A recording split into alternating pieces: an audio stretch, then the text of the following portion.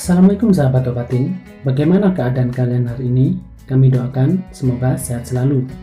Selamat datang kembali di channel Obatin Sawahmu, channel pertanian yang membahas tentang dunia pertanian. Sebelum mulai video ini, sahabat Obatin setuju gak dengan ungkapan ini? Hasil tidak mengkhianati usaha. Artinya, di balik hasil yang bagus, tentunya ada usaha yang lebih. Ada usaha yang berbeda dengan yang lain, begitu juga dengan padi kita. Tanaman yang subur terhindar dari hama penyakit sehingga mendapat hasil panen yang tinggi. Tentunya tidak didapat begitu saja. Dengan usaha yang lebih saat perawatan dan pemeliharaannya, mulai dari awal tanam sampai panen. Kebanyakan petani yang saya temui saat tahu ada padi milik orang lain yang lebih bagus dari padinya, dia hanya sekedar berkomentar di bibir saja. Ya emang bagus padinya, lawang padinya dibeginikan, dibegitukan, dikasih ini, dikasih itu. Sama sekali tanpa ada niatan untuk bertanya, belajar, ataupun bahkan meniru bagaimana cara agar padi sama bagusnya dengan milik orang itu. Di video kali ini akan saya ungkap rahasia bikin padi lebih subur dari biasanya, sehingga mencapai panen yang lebih tinggi. Simak video ini sampai selesai untuk mendapatkan info yang lengkap.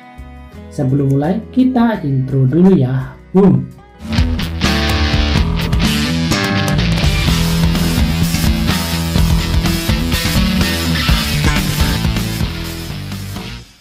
Cara yang pertama adalah saat setelah panen tanaman sebelumnya.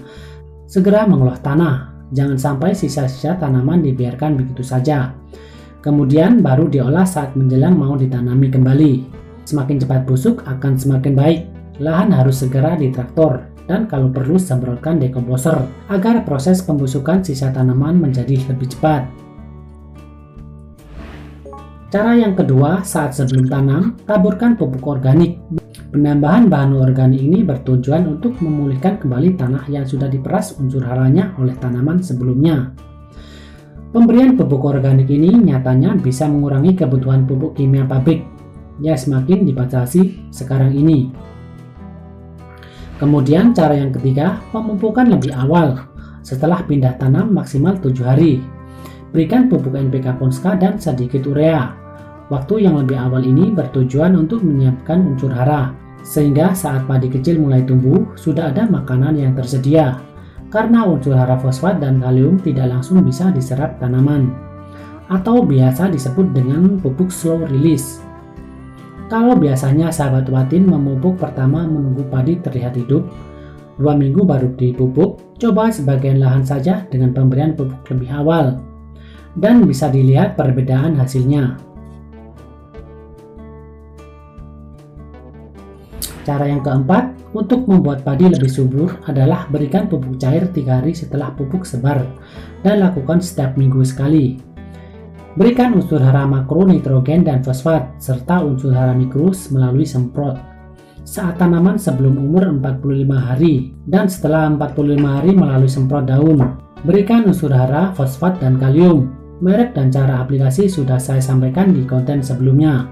Silahkan cek di channel Obatin Sawahmu ini. Cara yang kelima adalah tambahkan ZPT atau zat perangsang tubuh yang mengandung hormon auksin, sitokinin, dan juga giberelin bareng dengan penyemprotan pupuk cair. Hal ini dimaksudkan untuk lebih merangsang pertumbuhan tanaman sehingga lebih optimal.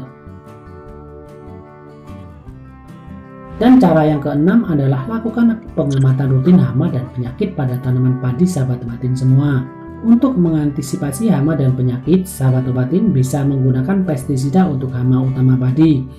Misalkan pestisida untuk penggerek batang, wereng, bakteri, ataupun untuk antisipasi jamur. Pemberian pestisida ini bisa dibarengan saat penyemprotan pupuk dan ZPT.